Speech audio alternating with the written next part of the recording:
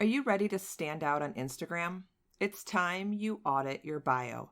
Recently, I did some training on how to craft and fine tune your Instagram bio to stand out and attract the right people. I've done an episode almost a year ago about the Instagram bio, but things have changed. Instagram and social media are always evolving, and it's important that your platforms evolve as well.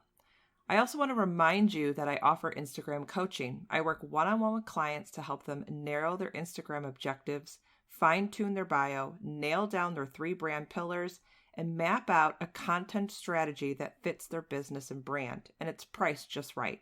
Check out the show notes for the link or just DM me on Instagram at Allison Scholes. Okay, let's dive into the recent Instagram bio training. Hey there, Mom Boss. Welcome to the Social Media for Mompreneurs podcast, where we dive into personal branding, how to build our businesses on social media, learn some really cool marketing hacks, all while balancing family life. And don't forget, we do it the fun and easy way. I'm Allison Scholes, once a corporate marketing coordinator, a teacher, and now photographer and podcaster. And yes, I'm that boss lady in sweatpants. Go ahead and hand out the kids' tablets, open those juice boxes, put on your comfy sweatpants, and hide in your closet. Let's get this party started. So today is all about how to attract your avatar with a killer Instagram bio.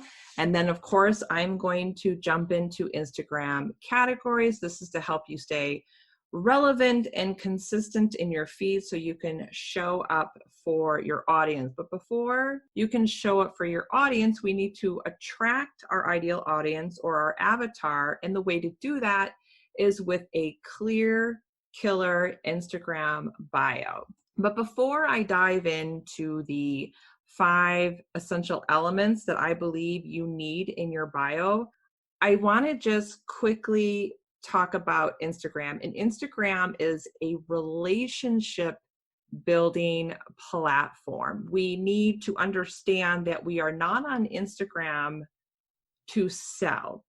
Now, selling our products and services is, of course, our end goal, but we are on Instagram to build relationships. So we need to have this shift in our mindset from selling to serving. And the way we are going to serve our audience is through our content. And we want to make sure that the content that we are putting out on Instagram is relevant to our audience. It's entertaining our audience, educating our audience, and motivating our audience. So without further ado, we're going to jump into your Instagram bio. Now, a lot of people say that your Instagram bio is your business card. Yes, first impressions are very important, but I have to agree and disagree with the statement that your bio is your business card. It's true that your bio needs to state who you are and exactly what you do, just like a business card would. But let's think about the ultimate role of a traditional business card that you would hand out to people. It talks only about you and your fancy title, right? So here's where my disagreement or my argument comes in. Your Instagram bio shouldn't focus solely on you.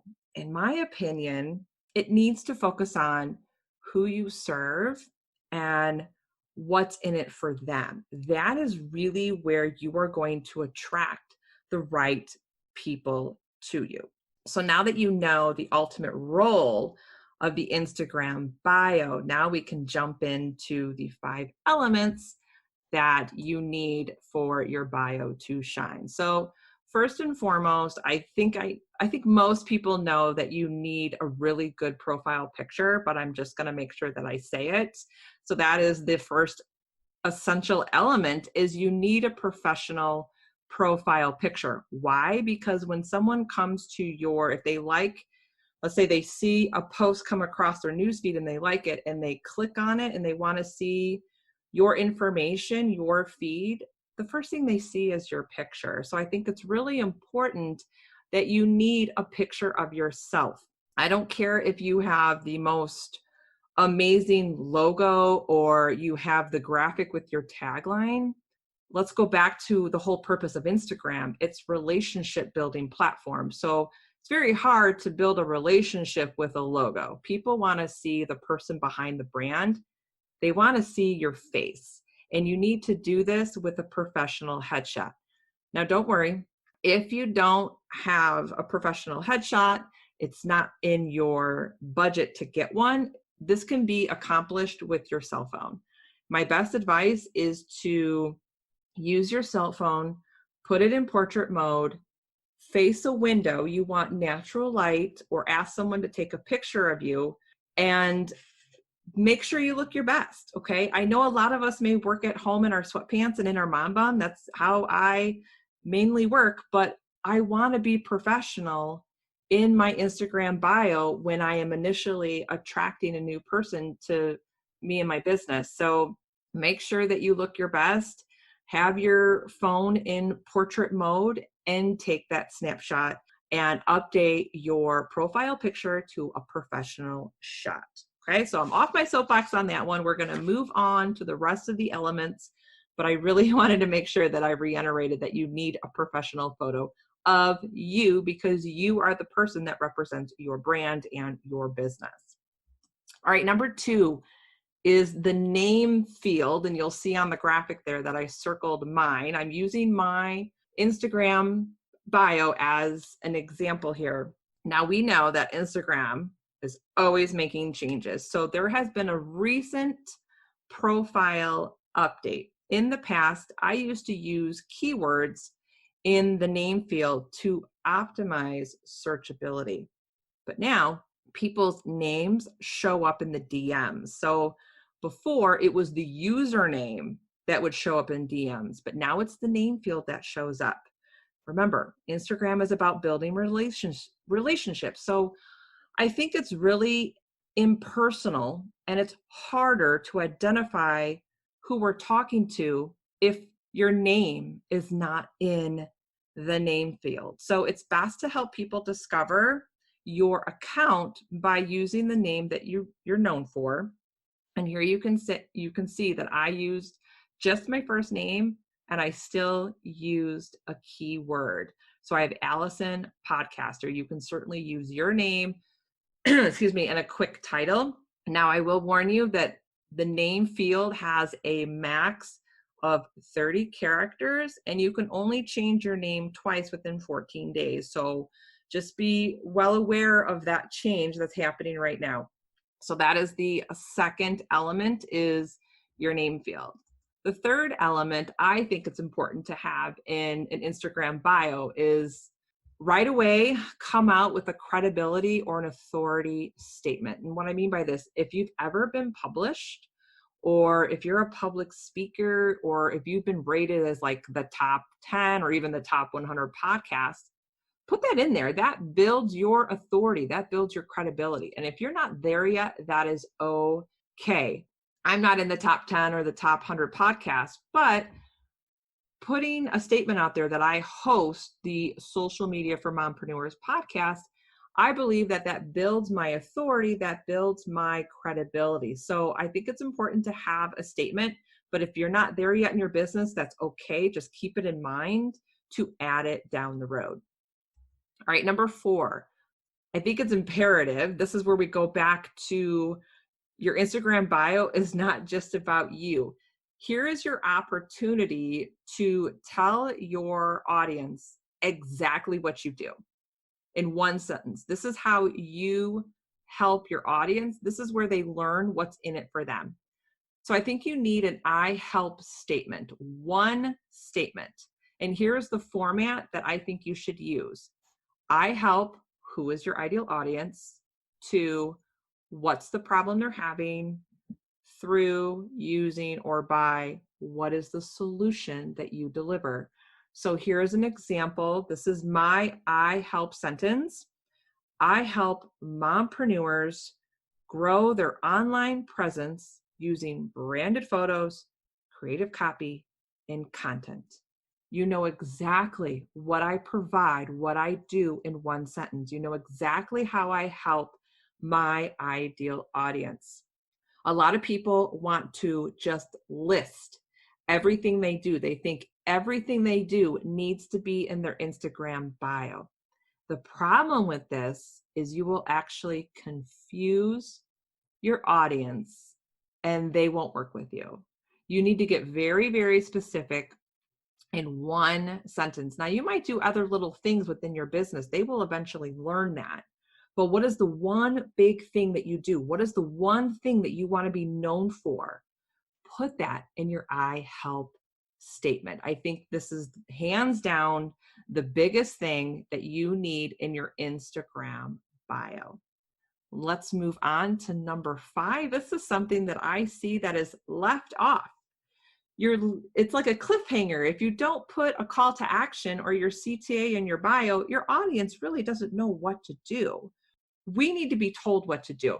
So this is your opportunity to tell them exactly what to do. If you have a free guide that you're pushing, put that in there. Grab my free guide, download this, sign up for this, but make sure that you tell your audience exactly what to do and put the link.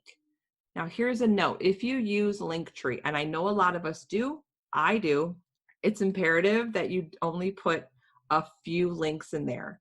Don't put a whole bunch because it goes back to that whole list of things. You're going to confuse your audience. They're not going to know where to click. They're not going to know where to start, and they're going to leave. So I think it's really important to have less than 5 links. And if you can get less than 3, you're doing great. And here's a little extra tip. Use a few emojis. If you have the space, because your Instagram bio, you only have 150 characters to fill it in. So of course you want to put the most important information out there that you want your audience to know, but emojis are fun and they show off your personality. So now that we are done with your Instagram bio, those are your 5 elements that you need. Let's talk a little bit about your Instagram feed, because the biggest question that I get is, I don't know what to post. So you have your Instagram bio set up, you are ready to serve your audience. A lot of us are multi-passionate people, right? And we want to talk about everything and put everything out there, and we want to teach on everything. But when we do that, when we talk about everything under the rainbow, again, we are going to confuse our audience. We're not staying consistent. We are not staying relevant. We're not relating to our audience when we put so much out there. So to hone in on your brand, to really get concrete on your content, I want you to define Instagram categories, or you may have heard Instagram buckets. The other day I heard Instagram cups. I thought that was genius. But what you're going to do is you are going to define Instagram categories that are relevant to your life and your business. And what else I should have put in here, it also relevant to your ideal audience. Make sure your Instagram categories have to do with your audience. So the objective, the whole goal of the categories are to entertain, relate, and educate our audience. Notice I didn't say sell, okay? That happens, the selling portion happens after you have built the relationships in Instagram with your audience. And the way to do that is through your feed, okay? This is where they get to know you, and they're going to get to know you through your Instagram categories. And the focus of those categories are to educate, relate, and entertain. I'm not going to leave you hanging high and dry. I'm going to give you some examples. These are examples that I use. I think you should have a minimum of 6, but no more than 12, because when we go beyond 12, then we are just talking about everything under the sun, and we're going to start confusing our audience. So here's some examples.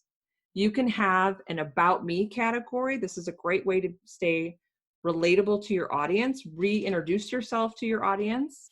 You can have a behind the scenes. People love behind the scenes. They want to know how you do things, right?